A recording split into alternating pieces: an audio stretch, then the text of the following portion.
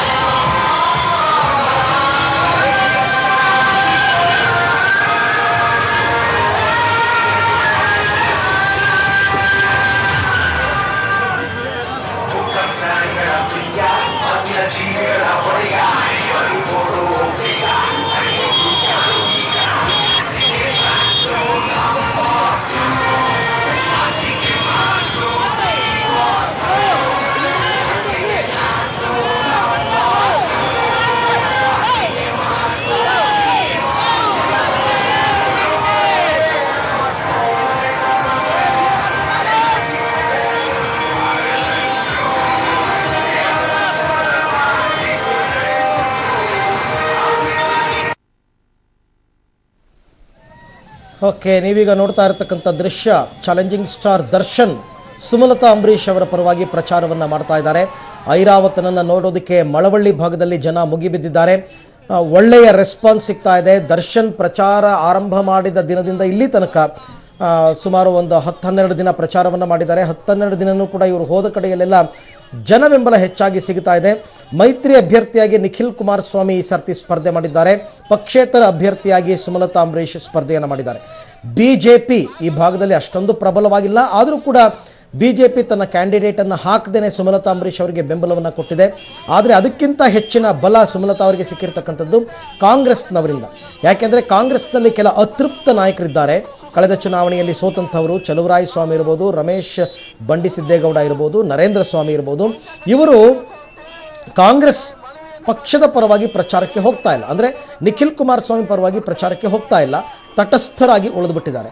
ಆದರೆ ಒಂದು ಮಾತು ಕೇಳಿ ಬರ್ತಾ ಇದೆ, ಪರೋಕ್ಷವಾಗಿ ಅವರೆಲ್ಲರೂ ಕೂಡ ಸುಮಲತಾ ಅಂಬರೀಷ್ಗೆ ಬೆಂಬಲವನ್ನು ಕೊಡ್ತಾ ಇದ್ದಾರೆ ಅಂತ. ಹಾಗಾಗಿನೇ ರಾಜಾರೋಷವಾಗಿ ಅಲ್ಲಿ ಕಾಂಗ್ರೆಸ್ನ ಬಾವುಟವನ್ನು ಹಿಡ್ಕೊಂಡು ಕಾಂಗ್ರೆಸ್ ಕಾರ್ಯಕರ್ತರು ಸುಮಲತಾ ಅಂಬರೀಷ್ ಪರವಾಗಿ ಪ್ರಚಾರ ಮಾಡ್ತಾ ಇರತಕ್ಕಂಥ ದೃಶ್ಯವನ್ನು ನೋಡ್ತಾ ಇದ್ದೀರಾ.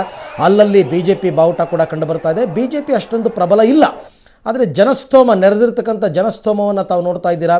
ಭಾರೀ ಸಂಖ್ಯೆಯಲ್ಲಿ ಜನರು ದರ್ಶನ್ ಅವರಿಗೆ ಪ್ರಚಾರಕ್ಕೆ ಅನುಕೂಲವನ್ನು ಮಾಡಿಕೊಡ್ತಾ ಇದ್ದಾರೆ.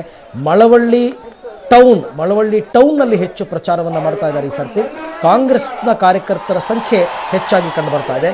ಜೊತೆಗೆ ಸುಮಲತಾ ಅಂಬರೀಷ್ ಅವರಿಗೆ ರೈತ ಸಂಘದವರು ಕೂಡ ಬೆಂಬಲವನ್ನು ವ್ಯಕ್ತಪಡಿಸಿರೋದ್ರಿಂದ ರೈತ ಸಂಘದ ವತಿಯಿಂದಲೂ ಕೂಡ ಹೆಚ್ಚೆಚ್ಚು ಜನ ಪ್ರಚಾರಕ್ಕೆ ಆಗಮಿಸ್ತಾ ಇದ್ದಾರೆ. ಸುಮಲತಾ ಅಂಬರೀಷ್ ಪರ ಪ್ರಚಾರ ಮಾಡ್ತಾ ಇರಬೇಕಾದ್ರೆ ದರ್ಶನ್ ಆರಂಭದಲ್ಲಿ ಸುಮಲತಾ ಅಂಬರೀಷ್ ಅವರ ಕ್ರಮ ಸಂಖ್ಯೆ, ಅವರ ಚಿಹ್ನೆ ಬಗ್ಗೆ ಹೆಚ್ಚೆಚ್ಚು ಒತ್ತು ಕೊಡ್ತಾ ಇದ್ರು. ಈಗಾಗಲೇ ಎಲ್ರಿಗೂ ಬಾಯ್ಪಾಠ ಆಗೋಗಿದೆ. ಹಾಗಾಗಿ ಒಂದು ಕಡೆ ನಡೀತಾ ಇದೆ. ಮತ್ತೊಂದು ಕಡೆ ಇವಾಗ ಇನ್ನೊಂದು ದೃಶ್ಯದಲ್ಲಿ ತಾವು ನೋಡ್ತಾ ಇದ್ದೀರಾ, ನಾಗಮಂಗಲದ ದೃಶ್ಯ ತಾವು ನೋಡ್ತಾ ಇರ್ತಕ್ಕಂಥದ್ದು. ಮಾಜಿ ಮುಖ್ಯಮಂತ್ರಿ ಸಿದ್ದರಾಮಯ್ಯ, ಮಾಜಿ ಪ್ರಧಾನಿ HD ದೇವೇಗೌಡರು ಜಂಟಿಯಾಗಿ ಈ ಸಮಾವೇಶದಲ್ಲಿ ಪಾಲ್ಗೊಳ್ತಾ ಇದ್ದಾರೆ. ಸಮಾವೇಶದಲ್ಲಿ ಜಂಟಿ ಪ್ರಚಾರವನ್ನು ಆರಂಭ ಮಾಡಿದ್ದಾರೆ.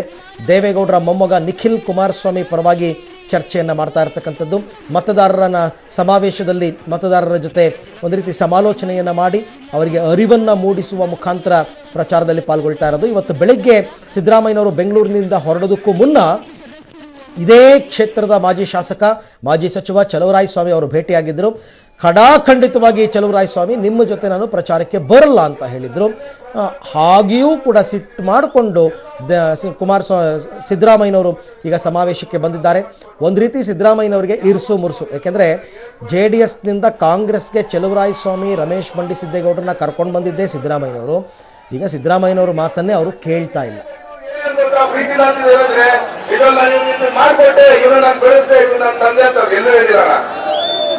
ಆದ್ರೆ ಶ್ರೀಮಾನಂದರೆ ಅವ್ರ ತಲೆ ಎತ್ಕೊಂಡೇ ದುಡಿದ್ರಣ. ಒಂದೇ ಒಂದು ಎಲ್ಲ ಕಡೆ ಹೇಳ್ತಾ ಇದೀನಿ, ಇಲ್ಲೂ ಹೇಳ್ತಾ ಇದ್ದೀನಿ. ಒಂದ್ ಎತ್ತವರೆಗೆ ಎಷ್ಟೆಲ್ಲ ಖರ್ಚು ಮಾಡ್ತೀವಿ,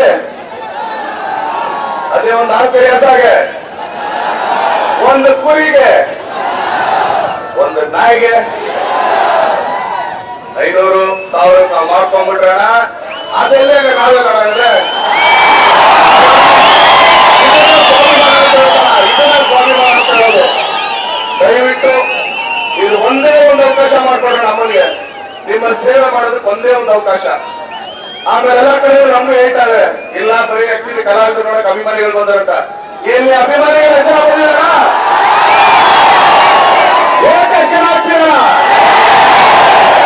ಇದನ್ನ 15ನೇ ತಾರೀಕು ಕೊಡ್ಬೇಕಣ. ಅದಾದ್ಮೇಲೆ 23ನೇ ತಾರೀಕು ಈ ಕೂಗ್ ಅಲ್ಲಿವರೆಗೂ ಕೇಳಿಸ್ಬೇಕಣ.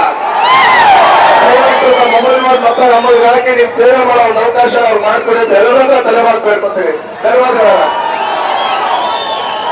ಇನ್ನೊಂದ್ಸರಿ ಹೇಳ್ಬಿಡ್ತೀವಿ, ಕ್ರಮ ಸಂಖ್ಯೆ 20 ಸುಮಲತಾ ಅಂಬರೀಶ್ ಬೇರೆ ಊರ್ತಿ ಹಚ್ಚಿದೆ. ಕ್ರಮ ಸಂಖ್ಯೆ ಇನ್ನೊಂದ್ಸರಿ ಯಾವುದೇ ಕನ್ಫ್ಯೂಸ್ ಮಾಡ್ಕೋಬೇಕಣ. 100 ಜನ ಸುಮಲತಾ ಅಂದ್ರೂ ಕೂಡ ಸುಮಲತಾ ಅಂಬರೀಶ್ ಹೇಳೋದು ಒಂದೇ ಹಣ ಇರೋದು. ದಯವಿಟ್ಟು ಕ್ರಮ ಸಂಖ್ಯೆ ನೋಡಿ ಅಮ್ಮನ ಮತ ಹಾಕಿ ಸೇವೆ ಮಾಡೋ ಅವಕಾಶ ಮಾಡ್ಕೊಳ್ತೇವೆ. ಎಲ್ಲರಿಗೂ ತಲೆ ಮಾಡ್ಕೊಳ್ಬೇಕು. ಎಲ್ಲ